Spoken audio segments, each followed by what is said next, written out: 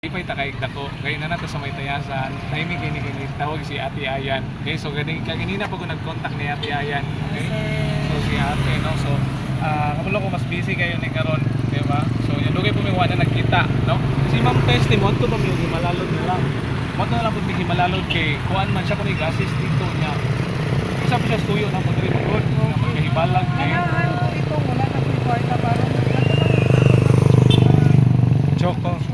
Yes, ay katong ko siya no. yes, the cake.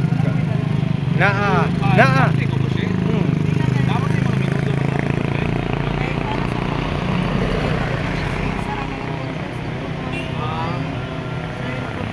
sige. So hopefully no dili pa ni mo ulan kay ulan noon. Okay.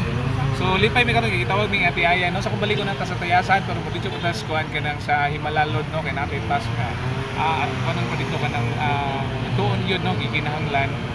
And hopefully makabalik sa kailang tayo kay makabalik-balik na mo sa amo pa rin kabutan. No? So ato atong mga nasugdan nato. Okay, so kita-kita ta dito no. Amping tanan no. God bless. Dayon